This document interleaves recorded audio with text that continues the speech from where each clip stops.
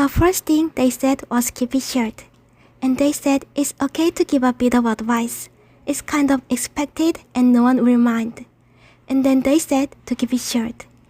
It's difficult for me to come up with advice for you who have already set upon your life's work. But I can tell you some of the things I tell my own children. First, whatever you do, don't go to the TISS School of the Arts. Get an accounting degree instead. Then I contradicted myself. And as corny as it sounds, I tell them, don't be afraid to fail. I urge them to take chances, to keep an open mind, to welcome new experiences and new ideas. I tell them if you don't go, you will never know. You just have to be bold and go out there and take your chances.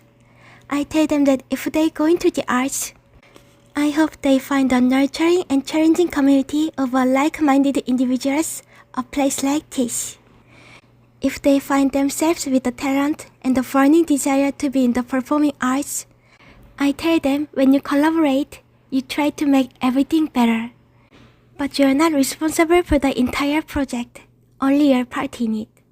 You'll find yourself in movies or dance pieces or plays or concerts that turn out in the eyes of critics and audiences to be bad.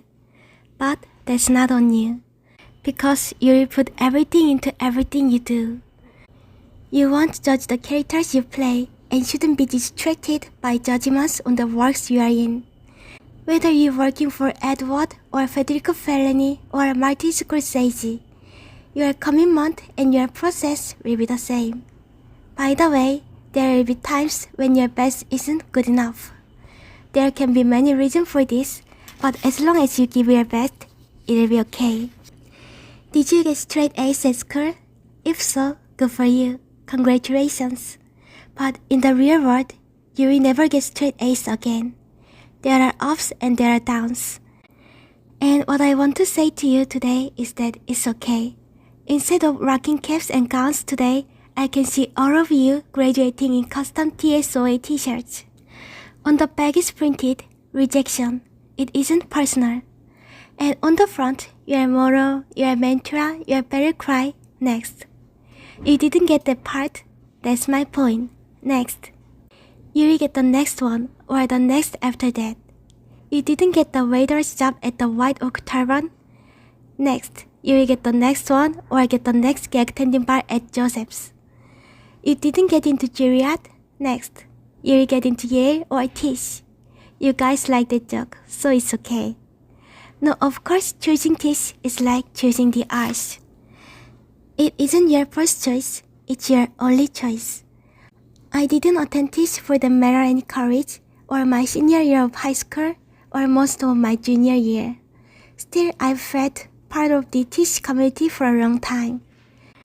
I grew up in the same neighborhood as TISS. I've worked for a lot of people who have attended TISS, including Martin Scorsese, class of 1964. As you learn your craft together, you come up to trust each other and depend on each other. This encourages taking creative risks, because you all have the sense that you are in it together. It's no surprise that we often work with the same people over and over. I did 8 pictures with Mari and plan to do more. He did about 25 with his editor, Delma Schoonmaker, whom he met at TISS when she worked on his student's film in the summer of 1963. Other directors, Cassavetes, Fellini, Hitchcock, come back to the same collaborators over and over, almost like a repertorial company. Now David O. Russell and Wes Anderson are continuing that tradition. Treasure the associations and friendships and working relationships with the people in your classes in your early work. You never know what might come from them. There could be a major creative shift or a small detail that could make a major impression. In Taxi Driver, Mari and I wanted to Travis Bickle to cut his hair into a mohawk. An important character detail, but I couldn't do it, because I needed long hair for the last tycoon that was starring after Taxi Driver. And we knew a first mohawk would look well first. So we were kicking it around one day at lunch and decided to give it one shot with the very best makeup artist at the time, Dick Smith. If you saw the movie, you will know that it worked. And by the way, now you know it wasn't real.